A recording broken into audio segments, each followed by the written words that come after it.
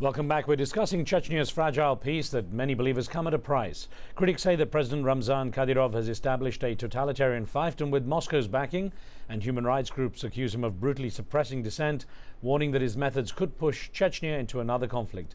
Discussing the main issues with me is Mohammed Adil Shishani, the Vice President of the World Chechen Congress, who joins us from Amman in Jordan.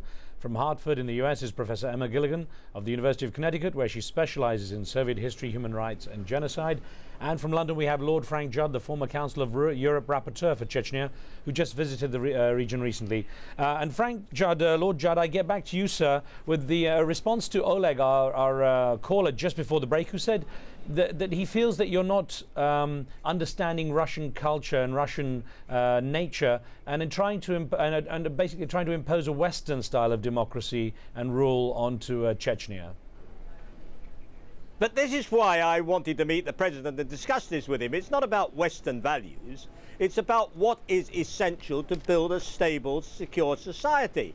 If people are suffering tyranny, if they're suffering injustice, if homes are being burnt, targeted assassinations are taking place, people are being tortured, disappearances are occurring, people are resentful. They're not one. Their hearts and minds aren't one. If you're going to build a stable society, you've got to win hearts and minds. Now, may I make the point that this is part of an international struggle? I get us cross about counterproductive things we do in the West. Guantanamo Bay, for example, or indeed in my own society when proposals are put forward to get rid of some of the essential traditions in our justice system because we want to be able to take shortcuts in meeting the terrorist threat. These things are counterproductive, and I speak out strongly against them. Of course I care about human rights. Of course I have my values. I've worked in those things all my life. But what I get irritated about in my older years, if I can put it this way, is counterproductivity and stupidity. Right. If you are actually causing the resentment, the tension, the problems that you say you're trying to prevent, that's not very clever, is it? And I would like, he's a very outspoken man, I would like to have an honest face-to-face discussion with the president about this. All right, well, let's get a couple of questions for our other... Yeah, please go ahead, Professor. I was going to actually ask you a question about... Go ahead then, please. Yeah, I'd just like to add to Lord Judd's comment, actually, and to the argument put forward by the caller's proposal. And I think an argument against that is precisely the fact that the people who've paid in terms of their lives and their livelihoods are Russian and Chechen human rights activists. So if these values that we're so-called imposing are Western, then those who are fighting for them are actually Chechens and Russians themselves. So I think that really needs to be taken into account. And certainly Estemirova, Stanislav Markolyov and Politkovskaya have all paid dearly for their commitment to human rights in the region. Professor, I was going to ask you about the power base that President Kadyrov has, presumably without the strong backing he's had from Vladimir Putin, and now, of course, President Medvedev, who's now in his second anniversary, sorry, not second term, second anniversary. Without this backing, he really wouldn't have the strength to do what he's doing.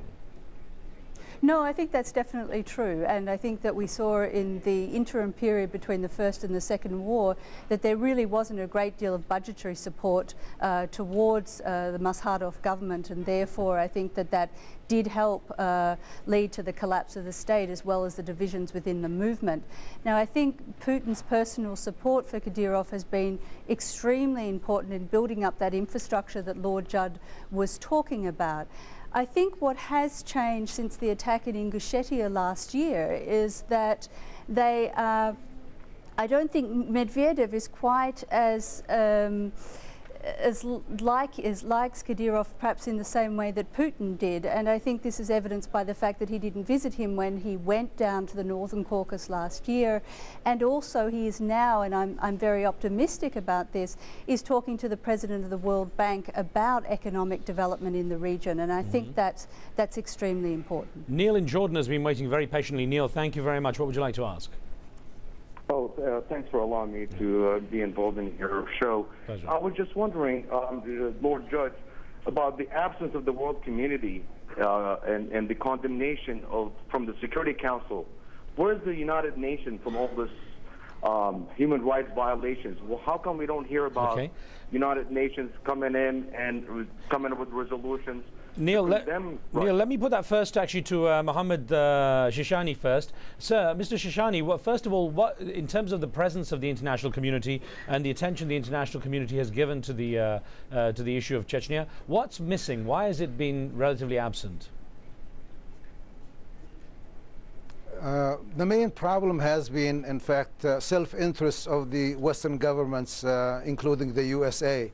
They look at Chechnya as a small problem on the side that compares with their interests with Russia, and they figure out that, you know, let Russia do whatever they want to in Chechnya, and we'll be better off that way. I would like to go back, in fact, and point the audience to what is the root cause of the war in Chechnya. You know, the problem is not Kadyrov himself. You know, who is Kadyrov? Kadyrov is nothing but a puppet of Moscow. The Chechen people did not fight from 1784 until today so that Moscow will appoint Kadyrov to rule Chechnya. The Chechen people have been fighting for the right of self-determination. They want to govern their own affairs. They want to have their own independent Chechen republic. That is what the wars have been. That is why we gave hundreds of thousands of martyrs for the cause of independence. That is the point that we should be stressing, not the point whether we have streets or economic development in Chechnya or not. You know, okay. We do not want Moscow to appoint our rulers. We want our people to elect our rulers, and then we will decide our future. Let me get a that is question. The main thing that is that should be emphasized. Let me get a quick question to Professor Gilligan here, actually, that came in from Billy Hussein, one of our viewers who sent this through Facebook. And Billy Hussein says, how does the Chechnya issue complicate Russia's relations with Muslim states? Well, I mean, I think that it's already complicated its relationship with Muslim states, particularly what has happened in so far as there's been a change in Chechnya between the rather traditional and more modest Sufi traditions that were very much a part of Chechen culture. And certainly by the Second War, we saw increasingly the influence of Wahhabism from Saudi Arabia, and that played a detrimental role, I would say, in the development of the Chechen resistance movement. Let me get 30 seconds to go, Lord Judd. Just 30 seconds. And a quick question to you, sir. Are you going to try to get back to Chechnya to speak with President Kadyrov? Do you have any hope of actually engaging? I would love to have an honest conversation with President Kadyrov. And may I just say that human rights were not chosen in our history in Britain as a nice way of running society. They evolved because they were essential to stability. Right. That's the argument, and that's the same across the world. And furthermore, it is very disturbing that we have these people as human beings, as individual human beings, just disappearing. Right. Disappearing. Lord Judd? How can you be proud of a country in which that is happening? I thank you very much for your input, sir. We have so many more questions and never enough time. I thank you all for taking part. Thank you. Thank you for being with us too. Now remember, you can follow the show on Facebook and see what we're up to. You can give us feedback on the topics and post your questions and your comments too. On the next show, Barack Obama had pledged a new direction with Latin American nations after he became US president. As his top diplomat Hillary Clinton visits the region more than a year later, we ask how well those promises are being honored. Tune in for that. From me and the team, we'll see you next time.